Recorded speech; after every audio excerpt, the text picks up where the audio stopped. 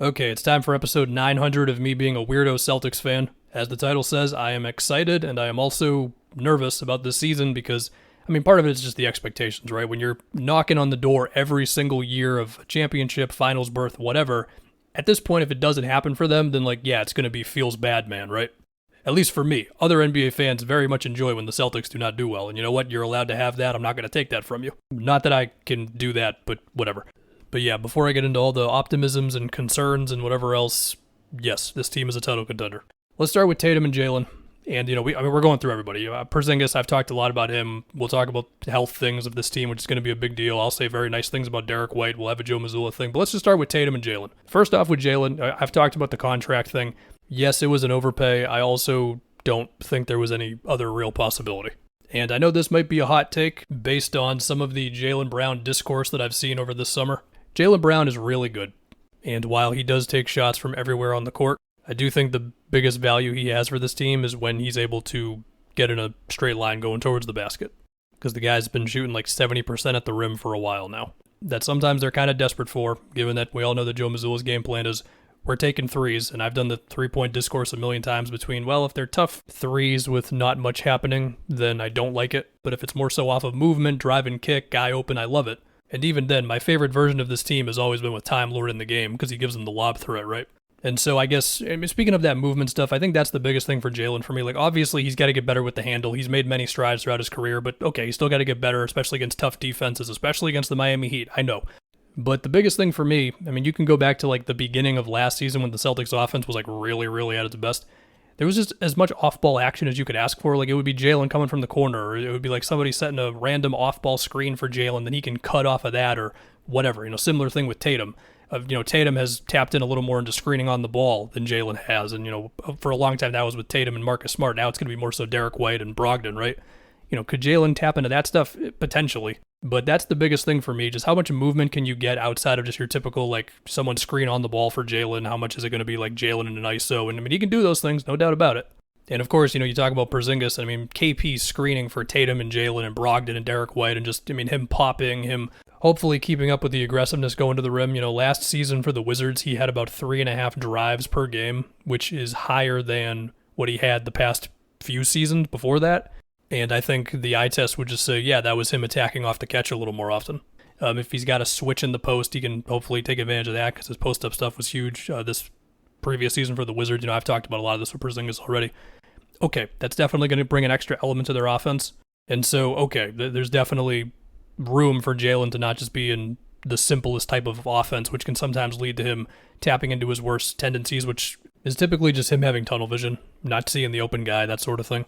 As far as Tatum, the biggest thing with Tatum at this point for me is do I say the mid-range? Do I say the floater? Do I say the pull-up two? I guess that's kind of all I'm asking for. Look, I know his sidestep threes were a little worse this previous season. I'm kind of not concerned at all, to be honest with you on those. More so what it is for me is okay, he made so many strides with drawing fouls last season. He got up to 9 free throw attempts a game. He's gotten way better at angling his body and contorting himself in such a way and then finishing at the basket, drawing contact, the whole thing, right? The guy's great. He's the top 10 player, whatever his exact number is. I'm not going to do that whole exercise right now, but he's great. But I do think if the pull-up two could get to a different level for Tatum, that would be huge. Of course, I still want him shooting threes and going all the way to the rim. The other thing, and I'm not going to say that he has to do more of this, but it is interesting if you dive into Tatum's post-up numbers. For most of his career, they've been kind of blah, but this previous season, they were really good. And just my personal feeling on a Tatum post-up is it usually is a product of him screening on the ball, getting a switch, and then going to back down a smaller defender.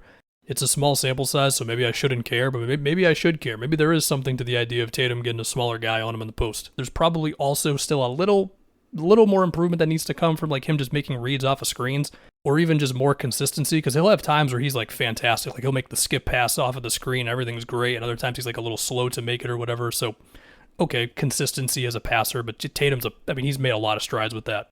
And once again, KP being a threat from everywhere, inside, outside is great. And I've said it before, Time Lord being healthy, obviously we know what he does on defense for them as a help defender and everything, but man, on offense, the downhill gravity that he has, the way that guys just get open off of him existing sometimes, because if you don't help, it's going to be a lob, or if he's in the dunker spot and it forces the big to just stay on him the whole time, it makes a real difference. I also think Rob just giving you like even 10 points a game on the efficient shots of him dunking the ball is huge just for like the math of the game, you know? Now, I am talking about screen setting a lot, and I'm mostly talking about Tatum and Jalen. You know, we'll get to Derek White and Brogdon in a second, but like, okay, this is certainly one area where you're not going to have Marcus Smart anymore. You're going to feel it. When Tatum and Smart would get into the two-man game, which a lot of the time was just Tatum screening for Smart, it was really effective. But hey, Derek White, you know, he's an awesome passer in his own right, and I do think the way that Celtics fans just love the hell out of Marcus Smart, I do think Derek White has very quickly climbed up the beloved Celtics players list for a lot of the same things that Smart did.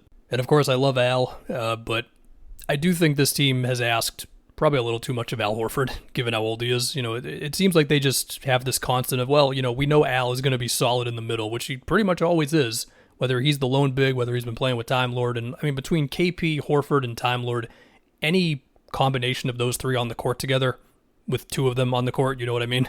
Not all three of them, is going to get minutes. And sure, like it's going to be a process with Mazzulla to find out like what ends up being the best between like who's guarding the center, who's more of the help defender and all that stuff. Like, okay, that's a thing for Mazzulla to figure out, and it's probably going to be matchup dependent. Of course, like everybody knows this, but I'll just say like Porzingis' rim protection stats with the Wizards last year were like really, really good. And if you want to ignore the stats and just go by the eye test, I mean, it looked pretty damn good too. As far as the Celtics scheme on defense, I do think they're going to lean into drop coverage a little bit more. And among their guys, Derek White is definitely the best at getting around screens. I say all that, one, because it felt like even in the playoffs, they were leaning on drop coverage more with Rob and Al, and two, you're going to ask Porzingis to play drop. I mean, it was a hell of a value trade for Marcus Smart, no doubt. It was also just a stylistic shift for the team, and it could be an adjustment in any which way you want to think of. But once again, health is a huge thing. I mean, between Brogdon, KP, Time Lord, three guys who have got some missed games in their careers, I mean, you can't ignore it. And you also can't ignore with KP that he's had the foot injury that has left him out of the World Cup.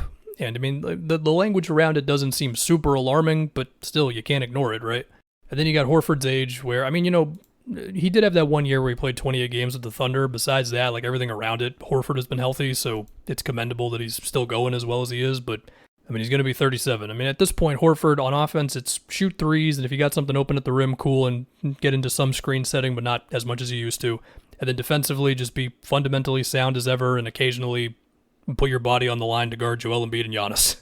And he still does it all well. I mean, okay, his three ball was worse in the playoffs. I'll give you that one. But, yeah, as far as the Joe Mazzulla stuff, I mean, as far as the whole timeouts conversation, like, I don't know. Whatever.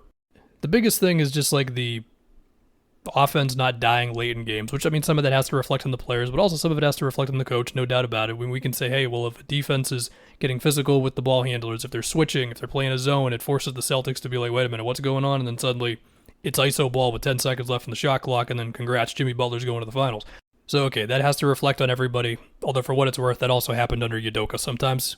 So I don't know, but I do also remember with Mazzulla, there was just like weird rotation things. Like I remember there was one of those games against the Heat, I think it was in Boston, where the Celtics were like clearly way better with Time Lord in the game, and just like didn't play at all for the fourth quarter. It was something weird like that. Now, granted, that is me being extremely results-oriented. There's also a chance I'm not remembering it correctly, and in which case, my bad, but I feel like there was something like that.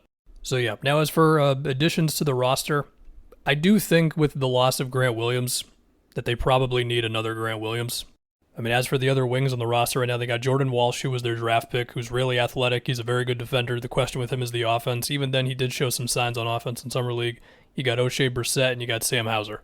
This team's going to be really good. But yeah, they just got to do it, man. Now, I do not expect a playoff series to go smoothly for this team, because it pretty much never does at this point, unless it's that round one matchup against the Nets. So whatever that means. But yeah, they've been knocking on the door for a while, and we'll see if they can do it this season.